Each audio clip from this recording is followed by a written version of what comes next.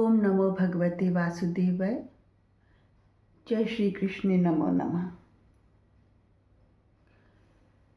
आज कृष्ण दर्शन शास्त्र की सीरीज आगे लेके प्रस्तुत हो रही हूँ, चैप्टर 35 लेके, जिसमें हम महाराजा भीष्म के परिवार का वर्णन कर रहे हैं।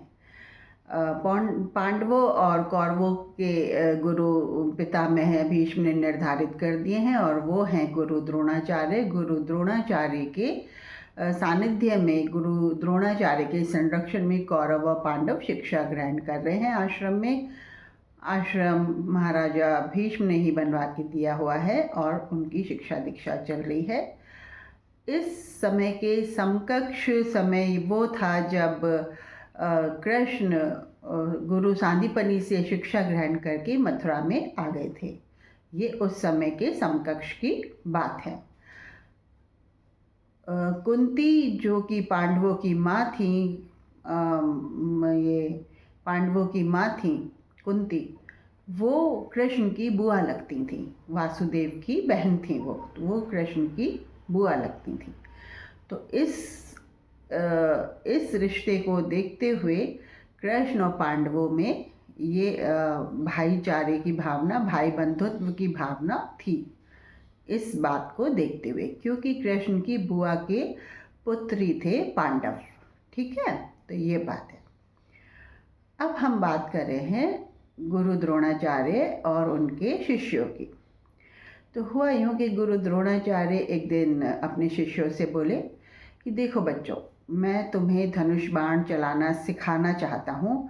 तो उससे पहले मैं आपकी परीक्षा लूँगा कि भाई मेरे हिसाब से धनुष बाण सिखाने में मैं किसके प्रति ज़्यादा रुझान दिखाऊँ, किसके प्रति ज़्यादा अपना ध्यान रखूं कि कौन युद्ध कौशल के हिसाब से कौन शिष्य कौन से अस्त्र शस्त्र में निपुणता हासिल कर सकता है। तो उन्होंने शिक्षा ली कि धनुष बाण चलाने से पहले मैं आप सबकी परीक्षा लेना चाहता हूँ। तो गुरु द्रोणाचार्य ने क्या किया, एक लकड़ी की चिड़िया बनाई। लकड़ी की चिड़िया बना के उसे आम के वृक्ष पर बिठा दिया। ठीक है, उसकी एक गोल सी आँख भी बनाई थी चिड़िया के सिर में उन्होंने। अब उन्होंने बारी बारी से एक एक बालक को, कौरवों और पांडवों को बारी बारी से अब एक एक बालक को बुलाया और कहा कि भाई चिड़िया की आँख में तीर मारना है, तो आप अपने बाण का निशाना, धनुष से अपने तीर का निशाना कहाँ पे चला रहे हैं, कहाँ पे आप ध्यान दे रहे हैं, ये मुझे बताइए। तो उन्होंने दुर्योधन को बुलाया। दुर्योधन से कहा कि भाई दुर्योधन बताओ, जो कौरवों में सबसे बड़ा पुत्र था दुर्योधन, उसको बुलाया। उसको कहा दुर्योधन बताओ, उस चिड़िया की आँख में निशाना मारना है। अब तुम निशाना, अपना तीर उस दिशा में इंगित करके बताओ कि तुम्हें क्या क्या दिखाई दे रहा है। दुर्योधन बोला मुझे तो सब कुछ दिखाई दे रहा है गुरुदेव, मुझे तो आसमान दिखाई दे रहा है, पेड़ दिखाई दे रहे हैं, ये ज़मीन दिखाई दे रही है, मुझे वृक्ष दिखाई दे रहा है और टहनियाँ दिखाई दे रही हैं, पत्ते दिखाई दे रहे हैं, ये दिखाई दे रहा है, वो दिखाई दे रहा है, चिड़िया दिखाई दे रही है। उन्होंने कहा तुम निशाना नहीं साध सकते, तुम एक तरफ हट जाओ। दुर्योधन हैरान परेशान कि ये क्या बात हुई, जो मुझे दिखाई दे रहा है मैं सही सही तो बता रहा हूँ, फिर भी गुरुदेव ने मुझे अलग क्यों खड़ा कर दिया। इस तरीके से बारी बारी करते हुए भीम की बारी आई कि भीम से पूछा बताओ भीम तुम्हें क्या दिखाई दे रहा है। भीम ने कहा मुझे तो ये वृक्ष दिखाई दे रहा है, चिड़िया दिखाई दे रही है, उसका सिर दिखाई दे रहा है, चोंच दिखाई दे रही है, ये दिखाई दे रहा है, वो दिखाई दे रहा है। उन्होंने कहा भीम तुम भी निशाना नहीं लगा सकते, तुम भी एक तरफ हो जाओ। भीम ने कहा ये क्या बात हुई, जो दिखाई दे रहा है हम बता रहे हैं गुरुदेव को, पर गुरुदेव हैं कि हमें एक तरफ खड़ा करते जा रहे, हमसे तीर चलवा ही नहीं रहे, निशाना ही नहीं लगवा रहे, ये कैसी परीक्षा ले रहे हैं ये। फिर अर्जुन का नंबर आया, अर्जुन को बुलाया, बोलो अर्जुन क्या दिखाई दे रहा है तुम्हें। अर्जुन ने कहा कि मुझे तो बस चिड़िया की आँख दिखाई दे रही है और उधर ही मुझे अपना तीर बेधना है, उधर ही तीर चलाना है।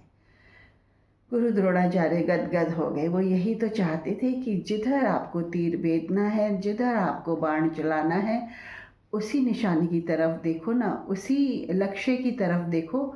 इधर उधर क्यों आकर्षित हो रहे हो, इधर उधर क्यों ध्यान बटा रहे हो। उन्होंने बस ये सुनते कहा, जब अर्जुन ने कहा कि मुझे तो बस चिड़िया की आंख दिखाई दे रही, उन्होंने कहा अर्जुन चलाओ तीर। अर्जुन ने तीर चलाया और चिड़िया की आंख को बेध दिया। बस तब से अर्जुन गुरु द्रोणाचार्य के प्रिय शिष्य बन गए, प्रिय शिष्य। तो ये तो थी ये बात। धनुष बाण के कला को सिखाने में उन्होंने अर्जुन को आगे बढ़ाया और अर्जुन को बहुत ही आगे बढ़ाया।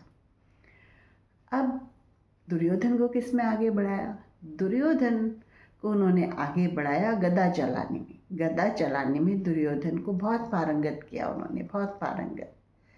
और दुर्योधन गदा चलाने में बहुत ही कुशल था, बहुत ही माहिर था। उधर भीम भी गदा चलाने में बहुत माहिर थे। भीम भी गदा चलाने में बहुत माहिर थे।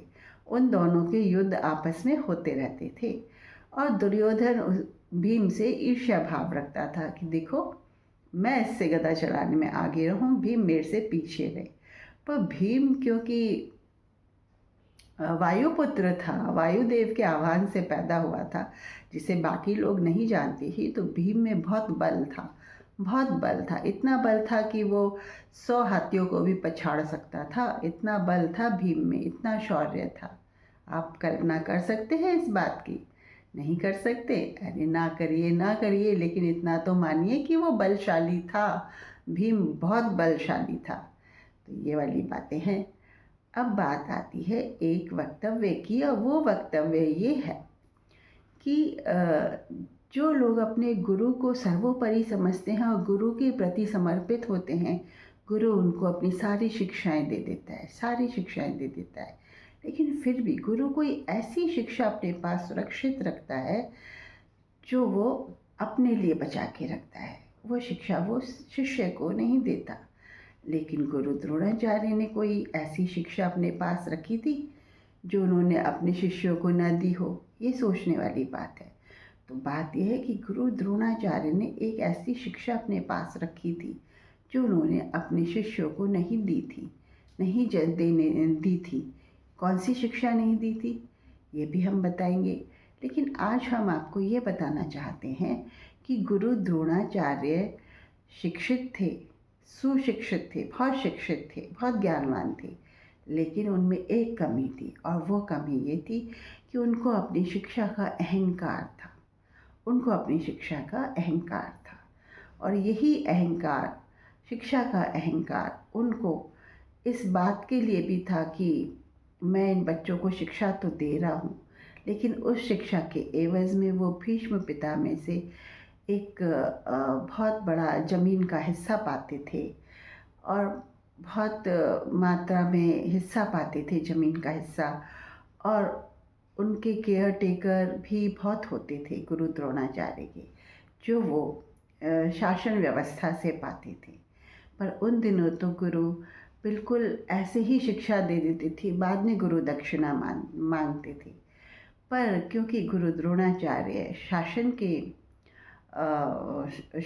के बंदोबस्त पर उनको शिक्षा दे रहे थे, तो उन्होंने उनसे गुरु दक्षिणा तो नहीं मांगी थी। पर उन्होंने एकलव्य से गुरु दक्षिणा मांगी थी। आप जानते हैं कौन था एकलव्य? एकलव्य एक भील था। एक बार जंगल में ये गुरु द्रोणाचार्य जा रहे थे, तो उन्होंने देखा कि एक कुत्ता भौंकते हुए उन पर प्रहार करने आने लगा था। कि वो कुछ सोचते समझते कुछ बात करते कि तभी उन्होंने देखा कि कहीं से तीर चलते हुए आए और कुत्ते का मुंह बाणों से बींध दिया। कई सारे बाणों से कुत्ते का मुंह बींध दिया, जिससे कि वो भौंक भी ना सका, प्रहार भी ना कर सका, और मृत्यु को प्राप्त हो गया। गुरु द्रोणाचार्य आसपास देखने लगे कि किसने ये बाण चलाए, इतनी तीव्र गति से, इतनी द्रुत गति से किसने ये बाण चलाए, कहाँ से इस कुत्ते का मुंह बींध दिया गया। तो उन्होंने देखा कि एक बालक आया है 10-12 वर्ष का, जिसके कंधे पे धनुष लटका हुआ है, हाथों में बाण है, और वो बालक आके साष्टांग उसने गुरु द्रोणाचार्य को प्रणाम किया। गुरु द्रोणाचार्य बोले कि कौन हो बालक तुम? मैं तो तुम्हें नहीं जानता, तुम कौन हो? उसने कहा कि मैं एकलव्य हूँ। मैं भील जाति का हूँ, एकलव्य हूँ और आपको आपको अपना गुरु मानता हूँ। मैंने ही ये बाण चला के इस कुत्ते का मुंह बीधा है। वो उसके बाण कौशल को देख के, उसकी तीरंदाजी को देख के बहुत ही प्रभावित हुए द्रोणाचार्य। बोले, कौन है तुम्हारे गुरु? बोले, आप ही है गुरुदेव, आप ही तो है। मैं कैसे? मैं तो तुमको पहली बार देख रहा हूँ। गुरु द्रोणाचार्य ने कहा, आप मुझे पहली बार देख रहे हैं, लेकिन मैं आपको जानता हूँ। मैंने मिट्टी की एक प्रतिमा आपकी बना रखी है और उसके सामने ही हमेशा तीरंदाजी का बाण चलाने का अभ्यास करता हूँ और वही सीख सीख के मैं यहाँ तक पहुँचा हूँ। अच्छा, मेरी मूर्ति के सामने प्रैक्टिस कर कर के? गुरु द्रोणाचार्य अचंभित हो गए, पर उन्हें लगा ये बच्चा मेरे शिष्य अर्जुन को कहीं मात ना दे दे, मेरे अर्जुन के समकक्ष आके कभी खड़ा ना हो जाए, तो इस बच्चे से मैं कुछ ऐसी गुरु दक्षिणा मांगूं जिससे कि ये मेरे अर्जुन का मुकाबला ना कर पाए। ये चीज़ थी गुरु द्रोणाचार्य में। पक्षपाती थे, तो उन्होंने एकलव्य से कहा कि बेटा, जब तुम मुझे गुरु मानते हो तो मुझे गुरु दक्षिणा तो दो। वो बोले, हाँ, जैसा आप आज्ञा करें, मैं आपको गुरु दक्षिणा देने के लिए तैयार हूँ। अच्छा, देने के लिए तैयार हो? हाँ। तो बेटा अपने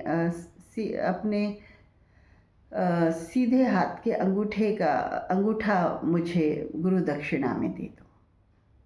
गुरु दक्षिणा में अंगूठा मांगा उन्होंने, इसलिए मांगा क्योंकि उसका उपयोग बाण चलाने में होता था। जब अंगूठा ना रहेगा तो ढंग से बाण कैसे चला पाएगा एकलव्य? एकलव्य ने गुरु दक्षिणा देने के लिए मना नहीं किया।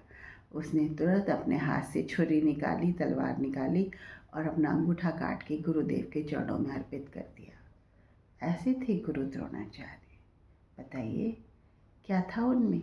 अहंकार था, पक्षपात था, तो उनमें अवगुण थे ना अवगुण? गुरुओं में क्या अवगुण नहीं होते हैं? होते हैं। ये आपके भाग्य की बात है कि आपको कैसा गुरु मिलता है। गुणी या सहृदय अहंकार रहित आपको गुरु मिलता है, या अहंकार ग्रस्त और पक्षपाती गुरु आपको मिलता है। सब भाग्य की बात है और ये सारे मानव के लक्षण हैं। मानव गुण अवगुणों का पुतला होता है, गुण अवगुणों का पुतला होता है। ये किस्मत है आपकी कि आपका सामना किस मानव से, किस समय और किस भावना से हो रहा है। आपके समक्ष जो मानव खड़ा है वो आप पर गुणों की वर्षा कर रहा है या अवगुणों की, ये तो आप पर भी निर्भर करता है कि आप किस किस्म के पुतले हैं, गुण या अवगुण या दोनों के, या आप पूरे गुणी हैं, अवगुणी नहीं। तो ये तो मानव के ऊपर है कि वो किस चीज़ का पुतला है, गुण या अवगुण का। कौन से गुण ज़्यादा हैं, कौन से अवगुण ज़्यादा हैं, ये सब तो सामंजस्य है, समन्वय है गुण और अवगुणों का। तो ये बात है। तो कैसी लगी आपको ये बात? तो गुरु द्रोणाचार्य ऐसे गुरु थे। गुरु द्रोणाचार्य को हम ऐसा गुरु नहीं बता सकते कि जिसमें कोई कमी ही ना हो। कमी हर मानव में होती है। हर मानव कोई ना कोई कमी के साथ पैदा होता है। सर्वगुण संपन्न कोई पैदा हो जाए तो वो तो ईश्वर ही है, भगवान ही है। बाकी सारी मानव में तो कोई ना कोई गुण अवगुण 100% परफेक्ट कोई पैदा नहीं होता है इस दुनिया में।